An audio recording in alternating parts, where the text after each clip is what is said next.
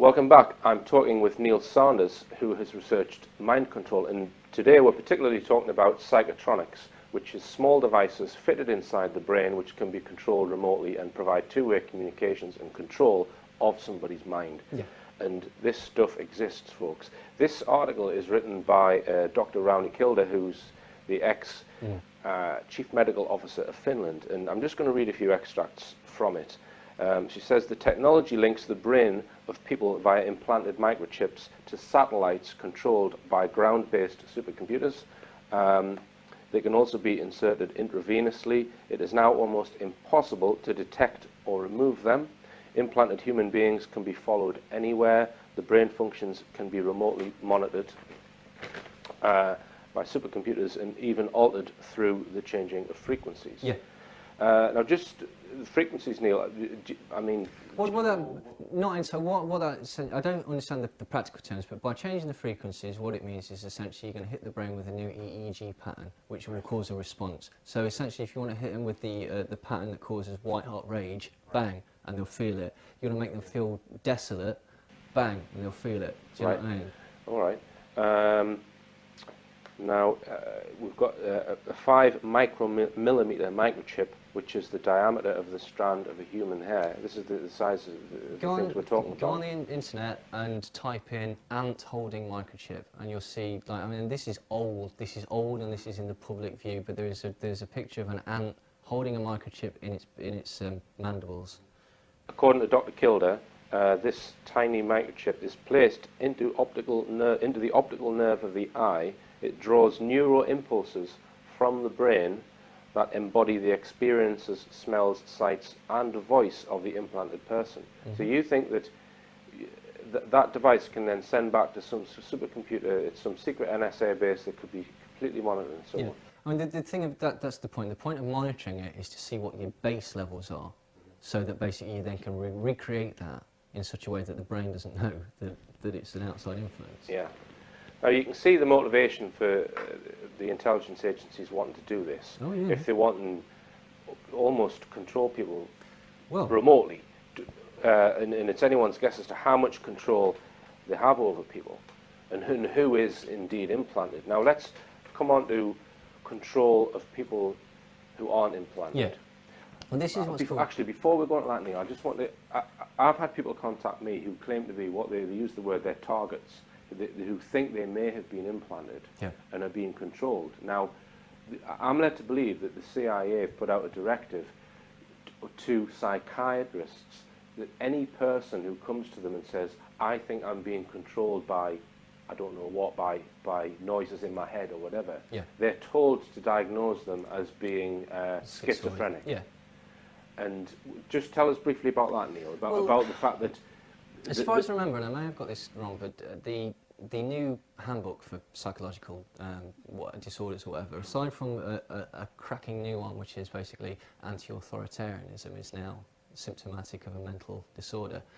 But basically, in that they'll say that talking about having an outside influence affecting your personality, so this is a classic symptom of schizophrenia, and so it allows for dismissal of anybody that comes forward. So what's quite interesting about it is essentially, in a way, they're right, because what you do by mind control, schizophrenia is when the ego, you've got the id, the superego, and the ego. The ego comprises of your personality, the id's your animal instincts, and this is your sort of societal pressures.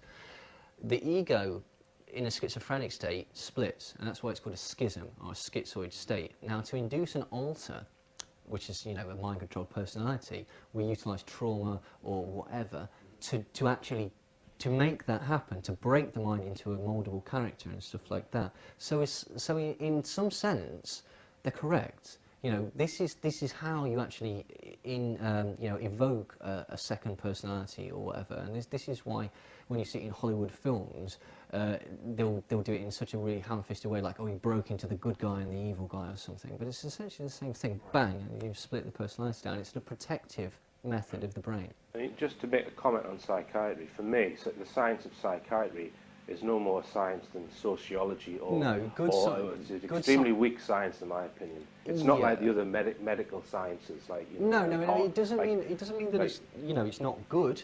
It's a tool. Okay, even some psychiatrists, R.D. Lang, would tell you that basically like, insanity is perfectly normal. It's a rational reaction to an insane world. It's how psychology can be utilised. Yeah, no, it's not quantifiable, but we can sort of see some results. I've been contacted by a woman who's convinced that she's possibly been implanted and has all these weird things going on in her head. And as you say, if she's actually been diagnosed as being a schizophrenic, Well, and she claims that that's the intention. Anyone who is in one of the, who's perhaps part of an experimental program and has been implanted or being controlled, that they're deliberately diagnosed with this so that their credibility is then just goes down the It's a perception management mass mind control project. What we do is anybody that comes to us with something that could be dangerous, we dismiss them outright and make them look like an idiot. And you're not so stupid that you agree with an idiot, are you? Yeah. Exactly. I mean, it's the classic phrase, he hears voices in his head. He's a bit, and that's what they try and do. Yeah. And also, there are various forums on the internet which provide support for these alleged targets, people who claim to have been targeted. But, I mean, I've had information that these forums are just completely infiltrated by debunkers and people trying to throw off the real. It's controlled response, isn't it? Do you know what I mean? If you set up the organisation that mops up these people, then you can... You set up the support group for targets, which I think is possibly what's happening. Yeah, a similar scenario goes on with the False Memory Foundation, okay, which is set up by Martin Orne and Jolly West, okay, both MK Ultra doctors. But that foundation exists so that anyone that comes forward with memories of sexual abuse, satanic sexual ritual abuse, MK Ultra style abuse, they can immediately say, that's not a real memory. I'm terribly sorry, but that's not real. Now, in one of Miles Johnson's videos, he scanned Dave Marrow. Yeah. Remember the Dave Marrow video? In his back, they were able to detect waves of certain frequencies coming out of Dave Marrow's body on his back. He allegedly had some in his back. So do you think they're easy to detect, these things? I mean, do we need to go to David Cameron and give him a quick scan? It's difficult to know because essentially, calcium is a metal, isn't it? So I'm pretty sure that we can make a calcium chip now. How are you going to notice that against people? Right, so you think they may be so advanced now that they're undetectable. But if they're given off... Well, the other thing is, though, how are you going to go and get it detected unless you go into a sort of private... I'd suggest that people look at the instance of Robert Naisland, who was in Sweden, and basically kept going to different doctors and kept going to different people to try and get x-rays and try and get these things removed. And every time he did, at the very last minute, the doctor was changed, and after the operation, he suddenly wound up that he's got extra chips in his head. Right. So, But what were we talking about? We were talking about the fact that people hearing voices in their head. There are weapons that make that happen. I mean, this started again. That don't require an implant, though. Don't require an implant. Right, so we'll just come on to that. What we've spoken about so far is they've taken someone, they've fiddled with them, they've put things in their head, and then, we've now got, we're doing all sorts to you remotely. But microwaves or... well, they'll use microwaves and they'll put ELF on top of a microwave as a carrier. These can affect the mind as well, where you haven't even been touched or in any way. They can use radio waves to control people. Tell us about that. In 1962, Alan Frey, he's one of the first people that sort of discovered this. It's called the Frey auditory effect. And what he found is that basically people that were stood next to heavy radar functions or, satellite or whatever in the army, they were hearing like banging noises and hissing and clicking and stuff like that, and then people that I would hear it, you wouldn't hear it, and this is caused by microwaves. What Alan Frey was they were sitting next to the radar all day. So they're hearing this bang, bang, bang, hiss, hiss, hiss, and no one else can hear it because it's affecting they sort of actually found that it was affecting the blood-brain barrier. Alan Frey discovered that if you sort of pump this signal really high, you can kill somebody at a distance by causing them the hemorrhage to the brain.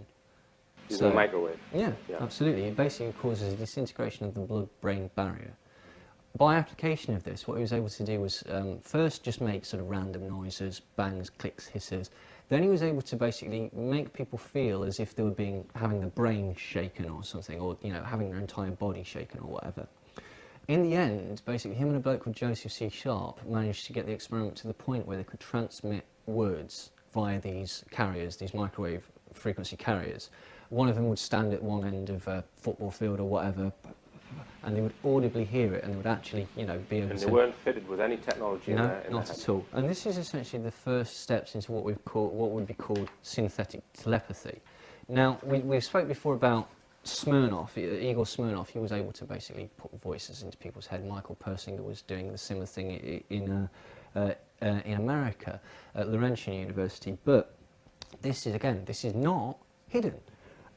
This is an application, a military publication called the US Air Force New World Vistas Air and Space Power for the 21st Century. And in it, they say, it would appear to be possible to create high-fidelity speech in the human body, raising the possibility of covert suggestion and psychological direction. When a high-power microwave pulse in the gigahertz range strikes the human body, a very small temperature perturbation occurs, and this is associated with a sudden expansion of the slightly heated tissue. This expansion is fast enough to produce an acoustic wave. If a pulse stream is used, it should be possible to create an internal acoustic field in the 5 to 15 kHz range, which is audible. Thus, it may be possible to talk to selected adversaries in a fashion that would be most disturbing to them. So just to expand on that, your audible frequencies are in this kind of 5 to 15 kilohertz range, but your microwaves are much higher than that, so that it's carrying another wave on top of that which wave, will then which somehow is then transmitted in the tissue to make you hear that sound. Yeah. All right. Now, what about, I mean, I've seen microwave weapons where you basically have a big dish and it's beaming something. Like the Sage thing at Montauk and stuff like that. Yeah, the Montauk Island and all of that. I mean, we haven't got time to go into that today, but you can talk about the Iraq War, because tell us about the alleged microwave weapon that was used against the Iraqi troops. Well, it's called S-Quad, or Silent Sound, or Squad sometimes it's called, and it's a genuine thing. It's not made up. We had lots of people coming. Well, after the war, we had reports of why are these people that were basically embedded in concrete bunkers that our deepest bunker busters can't get. They've got enough entertainment. They've got enough food. I think they even have prostitutes down there. Enough, basically, to keep them quite happy under the ground for at least 6 months, right? There's no way we're getting these. These are the elite Republican Guard. And all of a sudden, we send a couple of helicopters over, and they all come rushing out. And basically, you've got things where, like, 3-star major generals are running up and surrendering to a remote-controlled helicopter with a camera on it and stuff like that. Now, people will not believe that, Neil. They'll go, what a load of rubbish. They'll fire a beam down at them and they all surrendered. But explain why you think that's absolutely true. Well, I mean, it was denied for a long time. It came out in an ITN program. And ITN talked about the using it was the PSYOP teams were using this thing called Silent Sound. And what it is sub-acoustic. It's sub-aural, so you can't physically hear it, but your brain picks up on it. Now, if you try and find the original document on the ITN website or the archives, it doesn't exist anymore. For some reason, don't know why. You can find lots of reports pertaining to talking about the report, but I can't find the original one. Now, this was invented by a bloke called Oliver Lowry, Dr. Oliver Lowry of Norcross, Georgia, and it's called, it's actually US patent 5159703, and it's called Silent Subliminal Presentation System. And this was, the patent was presented to the Patent Office in October '92. Obviously, it was used before that in the Gulf War.